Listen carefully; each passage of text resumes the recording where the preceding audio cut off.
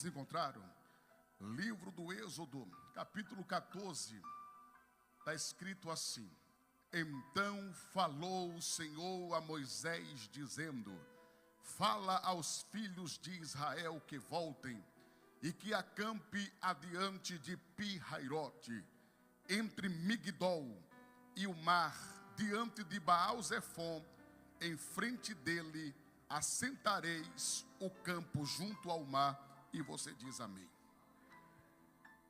O livro do Êxodo, o segundo livro de Moisés, ele narra a libertação do povo de Israel. A libertação da dura cerviz. O povo passou 4 séculos por debaixo do jugo de Faraó. Por volta do ano de 1450, 1410 a.C., este livro ele foi escrito em algum lugar da península ali do Sinai, com o propósito de narrar alguns fatos importantes, porque aqui há uma elaboração, aqui há um plano, pois o Senhor não só libertaria o povo da servidão do Egito, como também o constituía por nação. O livro aborda a opressão enfrentada pelos israelitas, o chamado de Deus através do seu servo Moisés para ser o seu legislador, para ser o seu homem a qual estaria na frente de uma grande obra. Ele seria o legislador. Através das pragas enviadas ao Egito, a travessia do Mar Vermelho, a entrega da lei no Monte Sinai e a construção do tabernáculo. Se os irmãos observarem onde convir, o livro do Êxodo, no capítulo 1, no versículo 7, nos dá uma informação interessante e é propícia para esta campanha, que é o Deus de provisão, o Deus que proverá. O versículo 7 diz: os filhos de Israel frutificaram, aumentaram muito e multiplicaram-se e foram fortalecidos grandemente, de maneira que a terra se encheu. O período aqui era um período de escassez, porque o povo plantava, mas não tinha o privilégio de colher. Eles estavam em terra estranha, fora da sua pátria, fora da sua nação. Eles tinham a semente nas suas mãos, tinha um trabalho sobre a terra, plantava, colhia, mas não fazia usufruto do seu fruto. Eles não tinham o poder de escolha na hora de colher, na hora de poder usufruir daquilo que Deus havia entregado nas suas mãos, pois a terra era estranha. Mas o que eu acho interessante é o versículo 12, diz assim: mas quanto mais os afligia, mas multiplicava e crescia, de maneira que enfrentava o povo de Israel. O versículo 13 diz que os egípcios faziam servir os filhos de Israel com dureza. Versículo 14 diz: assim lhe fizera amarga a vida, com dura servidão, em barros, tijolos e com todo o trabalho do campo, com dureza no seu serviço, em que o servia e servia com dureza. O povo estava sendo afligido, o povo estava sendo afrontado, mas o interessante é que no meio dessa aflição, no meio desta dor, o povo ia crescendo, ia prosperando, ia desenvolvendo, ia crescendo. Eu já quero abrir um parêntese aqui para vocês nessa tarde e dizer que no momento de aflição, no momento de angústia e no momento de dor, Deus lhe fará crescer, Deus lhe fará desenvolver. Através da dor, através do sofrimento, através da servidão, havia um crescimento. É impossível crescer sem passar pelo caráter da dor. É impossível crescer sem passar pelo caráter do sofrimento. O sofrimento e a dor é para que nós viemos crescer, desenvolver. Deus até permite passar por situações, Deus até permite entrar por caminho do deserto, Deus permite passar pelo vale, Deus permite passar pelos estreitos da vida, mas tudo tem um propósito.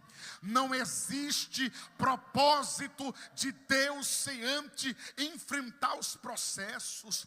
O que eu estou pregando para você aqui é uma palavra de força, de encorajamento, para que vocês continuem, erga a cabeça, de cabeça erguida, olhando para o alvo, que é o Senhor Jesus Cristo, o autor e o consumador da nossa fé.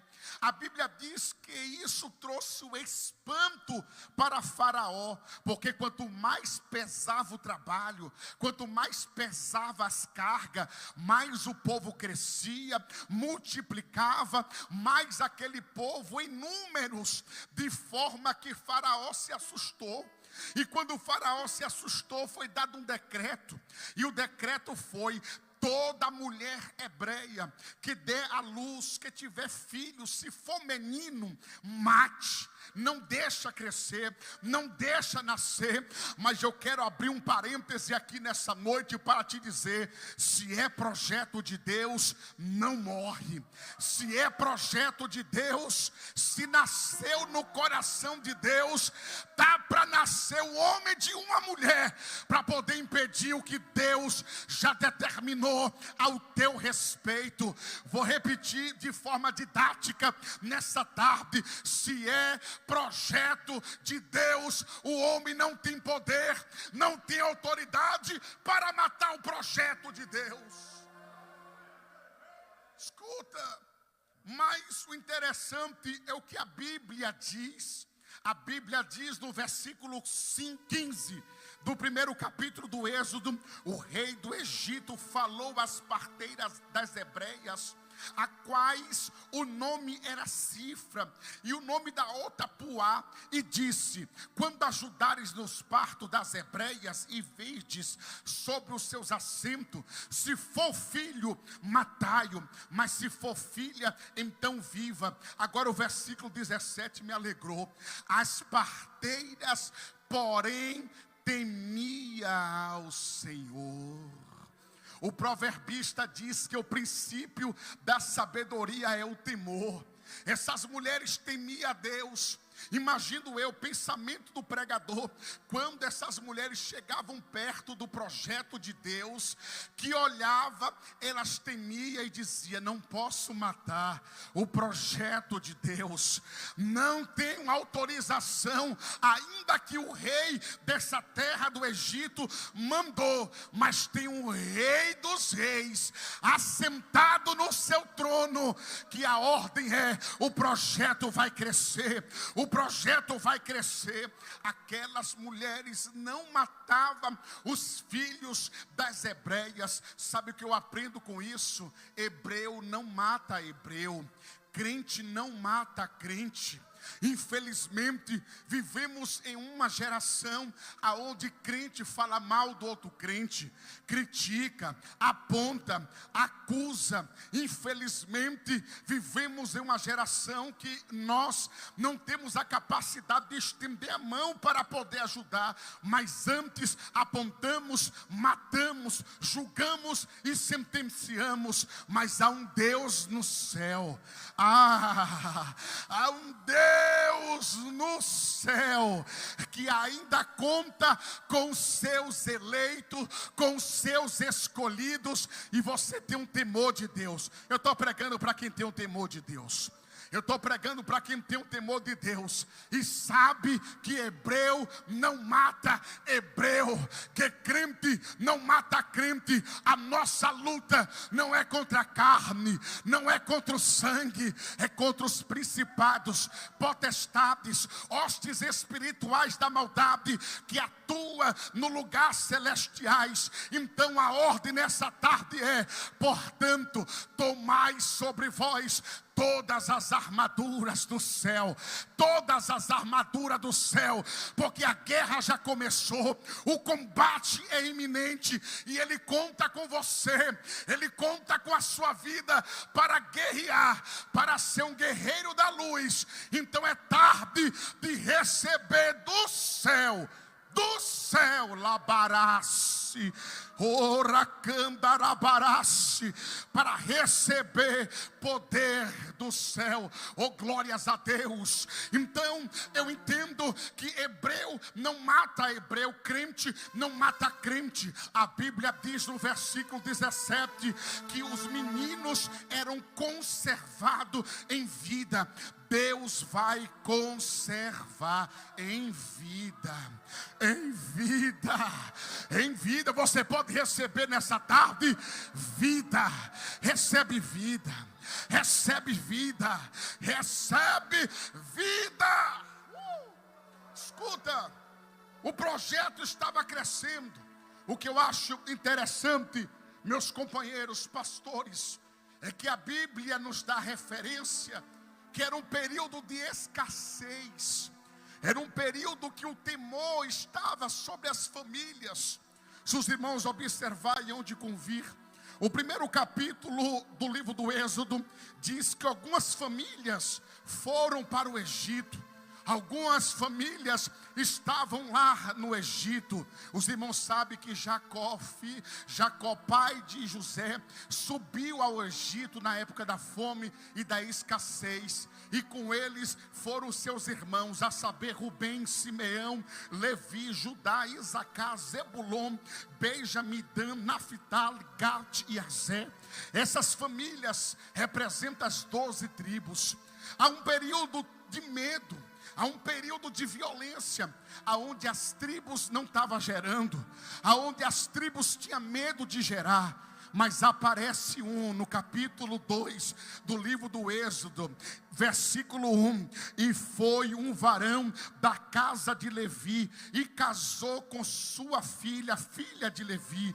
E a mulher concebeu no período de escassez, no período de violência, no período de dor, onde muitos deixaram de gerar, onde muitos deixaram de produzir. Agora vem a casa de Levi e vai produzir e vai gerar. O que eu quero dizer para vocês aqui nessa tarde é: você vai gerar, você vai produzir. Em período de crise, a sua casa vai gerar. Em período de escassez, a tua casa vai frutificar. Oh, glórias a Deus. E a Bíblia diz no versículo de número 2: e concebeu e teve um filho, e vendo que era formoso. O menino era bonito. O projeto de Deus na sua vida é lindo. Labarasse. Você pode ver pelos olhos da fé. O projeto de Deus na tua vida é um projeto bonito. O que Deus está fazendo vai surpreender muitos. O que Deus está fazendo na tua história vai deixar muitos de boca aberta. Oh, glória! Quando Joquebede olhou e viu que o projeto era bonito, ela teve o temor de Deus. Ela vai guardar o projeto, ela vai esconder o projeto. Ei, olha para cá, por favor. Se o período agora é o período de ficar escondido, fica escondido. Se o período agora é um período que Deus guardou o projeto, olha só, Deus guardou, Deus não esqueceu, Deus está guardando, Deus não abandonou. Quando Paulo fala à igreja lá em Filipos e diz que aquele que começou a boa obra em Jesus Cristo aperfeiçoará. Aquele que começou não para. O homem começa hoje e desiste amanhã, mas o céu não desiste, o céu não para. O que o homem fala em pé não sustenta sentado. Mas eu vejo o Senhor falando no livro dos Números que Ele é fiel no que diz no que faz, fiel é Deus. Porventura Deus é filho do homem para que minta? Porventura será que Deus é filho do homem para que se arrependa? Porventura Deus diria e não faria? Porventura Deus falaria e não confirmaria? Essa tarde é tarde de confirmação do céu para você. Elabaracia, o lacandarabassi. Eu sinto a graça de Deus nessa mensagem. Escuta, ela vai guardar o projeto por 3 meses. Agora observa o versículo de número 3. Não podendo mais escondê-lo. Chegou um tempo que não podia mais esconder. Chegou um tempo que o projeto de Deus estava muito visível, estava muito aparente. Vai chegar um tempo que todos vão ver, e é de forma natural. Não vai precisar tocar trombeta, não vai precisar soltar confetes, é de forma natural. O que está crescendo em você é um projeto de Deus. O que cresceu na minha vida foi um projeto. Para muitos era um projeto falido. Quando Jesus me encontrou no ano de 2004 para 2005, um projeto falido, drogado, prostituído, à margem de uma sociedade, não valia um tostão furado. Quem olhava dizia, já era, acabou. A estatística na época, para um negro, pobre, favelado como eu era, vai morrer, a polícia vai matar, esse não tem mais jeito não. Mas o céu decidiu investir. O maior investidor no mundo não é a Bovespa, não é a Dow Jones, né? As maiores bolsas de investimento do mundo. Não, o maior investidor do mundo é o Senhor Jesus Cristo. Já foi dito aqui, foi lá no alto do Gólgota, lá no lugar de caveira, que ele entregou a sua vida e disse, está pago. Eu paguei o preço, não valíamos nada, a dívida era maior, a cédula de condenação era grande, mas o Senhor Jesus Cristo foi lá e pagou o preço. Tetelestai, está pago, paguei, não deve mais nada. Quando o Senhor me encontrou, eu era esse projeto falido, não tinha nenhum prestígio, não tinha valor, mas a Bíblia diz aqui no texto, que colocou o projeto de Deus, o menino, dentro de um cesto de juncos, colocou as margens do rio Nilo. O que eu acho interessante é a estratégia que Deus deu. O menino agora é colocado dentro do rio, o menino agora é escondido por detrás dos juncos, mas era justamente no dia, no horário e na localidade aonde a princesa, filha de Faraó, descia para se banhar.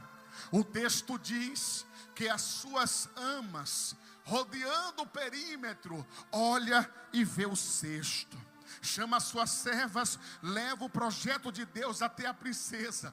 A princesa viu e se encantou, mas o projeto não era dela, o projeto era de Deus. Eu estou pregando para mães e pais aqui. O teu filho é projeto de Deus. Meu Jeová da glória, a tua família é projeto de Deus. Labarasse, olicando, lebarasse. A tua família é um projeto de Deus. Então, se é projeto de Deus, o Nilo não mata. Se é projeto de Deus, pode ficar preocupado. Fica despreocupada, mãezinha. Fica despreocupado, pai. Se é projeto de Deus, o Nilo não mata. Alabarace. Deus está cuidando, minha santa. Você sabe que Deus está cuidando dele. Lagalala, subide. Eu vou profetizar. Com licença aqui, pastor Edinaldo. Lebarasse de Quebaua. Eu vi a oração que tu fizeste. eu estou guardando, eu estou livrando, diz o Senhor. Labaracia, tu disseste, é teu, Senhor, cuida dele, zela da vida dele. Foi através das tuas lágrimas, foi através dos teus joelhos que eu guardei e livrei da morte. Quando se bideraçai, tu disseste, não vou ver o diabo matar o que é teu, Senhor. Eu estou visitando e vou dar vitória. Pode contar os dias. Este ano a senhora ainda canta o cântico da vitória e prepara o culto de ação de graça, diz o Senhor, porque grande será o testemunho. Toma posse. Labarás. Deus está presente aqui no nosso meio. A princesa viu, e quando a princesa olhou, gostou do projeto. Escuta isso aqui. Agora o projeto vai ser levado de volta para a sua própria mãe, porque a expertise de Miriam, a expertise dessa moça, tão jovem, mas tão inteligente, Deus vai colocar pessoas do seu lado. O que eu vou profetizar aqui é sério. Não se espante se o Senhor tirar uma meia dúzia de pessoas que apenas está lá para preencher espaço, para reparar a sua vida, para saber como você está, para saber o que está acontecendo, mas não produz nada. Essas aí o Senhor vai afastar. Quem vai se aproximar perto de você são pessoas que vai fazer com que o seu projeto cresça. Eu estou profetizando. Vai fazer com que seu milagre aconteça. Miriam é essa pessoa. Miriam chegou próximo da princesa e disse assim, olha, faz o seguinte, eu vou conseguir uma mãe, uma mulher hebreia, e eu vou trazer aqui para poder cuidar do menino. Eu fico imaginando o pensamento do pregador. Eu fico imaginando Miriam indo na casa da sua mãe, como um bom baiano na casa de maninha. Ela chegando lá gritando, maninha, maninha, maninha. O projeto está vivo. Oh glória. O projeto está vivo, maninha. E vem porque tem surpresa. Vem para cá porque tem surpresa. Irmãos, o que eu estou pregando aqui é sério. Vai ter uma grande reviravolta de Deus na tua vida. Vai ter uma grande reviravolta de Deus na tua vida. Escuta. A Bíblia agora diz que chegou Miriam e com sua mãe Joquebede, a princesa disse, a partir de hoje, você vai amamentar esse menino, o próprio filho dela. E ainda tem mais, todo mês eu vou lhe pagar um salário. Oh glória, todo mês. O projeto cresceu. O menino agora está grande. É um jovem. E quando a princesa recebeu de volta, disse, o seu nome será Moisés, porque das águas foste tirado. Mas chegou um dia que Moisés olhou e viu uma injustiça. No capítulo de número 2, versículo de número 11. Moisés vendo a grande situação que estava acontecendo com o povo, mata um soldado egípcio. Mata, esconde e tenta escapar. Mas aconteceu que foi descoberto, Moisés tem que agora sair daquela cercania. O que eu acho interessante é que agora Deus está tirando Moisés lá do palácio egípcio e está levando para uma terra de Midian para apacentar ovelhas do seu sogro por nome de Jetro. Um belo dia, no capítulo 3, Deus fala com Moisés e era uma sarça. O fogo queimava, mas não consumia. E o Senhor falou com ele e disse, Moisés, a partir desse momento, tira a sandália dos teus pés, porque a terra que você pisa é santa. Moisés vai ter uma visão de Deus. Um anjo aparece, uma teofania, Deus, fania, aparição. Era o Deus Yahvé se apresentando para Moisés. Os irmãos conhecem a história. Aconteceu que pragas foram enviadas no Egito. A 12ª praga, o Senhor disse, pega o sangue do cordeiro, passa nos umbrais da porta, porque hoje eu vou descer, eu vou ferir os egípcios. Assim aconteceu a saída, o êxodo. Mas o texto que eu li a princípio foi, o Senhor disse para Moisés, Moisés, a partir de agora, diga o meu povo para poder se retirar, e acampa adiante de Pi-Hairote. Pi-Hairote, beco sem saída. É no beco sem saída que Deus fará grandes milagres, como Abraão no monte de Moriá, quando foi levar o seu filho para o sacrifício. Eu acho algo interessante, é a pronúncia do filho. Isaac olha para o seu pai e diz: papai, aqui está o cutelo, aqui também está a lenha e o fogo. O menino entendia de culto, o menino sabia da oferta, mas disse: cadê o cordeiro? Aonde está o cordeiro? Abraão, crendo em Deus, disse: Deus proverá. É no Pi-Hairote, é no beco sem saída que Ele vai prover. Detalhe, fica de frente de Migdol. Migdol é montanhas intransponíveis. De um lado o beco sem saída, do outro Migdol, montanhas intransponíveis. O salmista no Salmo 121 disse: eu elevo os meus olhos para o monte, de onde virá o meu socorro? O meu socorro vem do Senhor. Do outro lado, Baal-Zefon. Baal-Zefon, terra de canibais. Você sabia que tem pessoas que, se pudesse, te engolia vivo? Você sabia que tem pessoas que têm tanta raiva, tanto ódio? Por quê? Por causa do projeto. Porque Deus te separou. Porque Deus entregou a você o que não entregou a Ele. Pregador, tem base bíblica? Tem base bíblica. Salmo de número 124. Oh, coisa linda. Salmos de número 124. Se não fora o Senhor conosco, ora diga Israel, os nossos inimigos já tinham nos engolido vivos. Oh glória. Mas o verso 7 diz assim: a nossa alma escapou como o laço do passarinheiro. O laço quebrou e nós escapamos. Tem livramento de Deus para você hoje. Tem livramento de Deus para a tua casa hoje.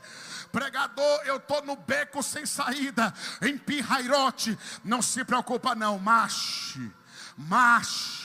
Pregador, eu estou de frente com Migdol, montanhas intransponíveis. Mas a ordem de Deus hoje: marche, avante, não recua. Pregador, eu estou passando por Baal-Zefon, terra de canibais. Não se preocupa não. Se não fora o Senhor que estivesse do nosso lado, ora diga Israel. Tem livramento para sua casa hoje. Tem livramento para sua família hoje. Se coloca de pé, 1 minuto de oração. Labarasergiaio de Quebaua, esplando como a noce, Espírito Santo do Deus vivo. Senhor, nosso Deus e eterno Pai, aqui está a tua mensagem, Senhor. Aqui está a pregação da tua palavra, nesse fechamento de campanha, Senhor. Só tu sabe como teus filhos entrou aqui. Só tu conhece as estruturas de cada um. Só tu conhece, sonda o coração, esquadrinha o coração. Eu quero pedir agora, Senhor, com as tuas mãos estendidas e com teus braços fortes, segura o teu filho, ampara teu filho, sustenta ele, sustenta ela, concede a tua vitória. Deus proverá o cordeiro para si. Quando Abraão pegou o cutelo e foi sacrificar, um anjo gritou e disse: pare, Abraão, para, porque aqui está o cordeiro, aqui está o cordeiro, aqui está o cordeiro, aqui está a providência. Recebe a providência de Deus, recebe a providência na tua casa, recebe a providência na tua família. Quem está nos assistindo pela internet, recebe agora a providência providência de Deus. Marca na tua agenda hoje. Hoje é o segundo dia do 10º mês do ano de 2025. Está chegando providência. Labaracia, o lacandarabarace. Está chegando a providência de Deus, de Deus, de Deus, de Deus, de Deus. Na tua vida, e você que acredita, só você que acredita, levanta a tua mão bem alto e dá o seu maior glória para Jesus. Deus abençoe.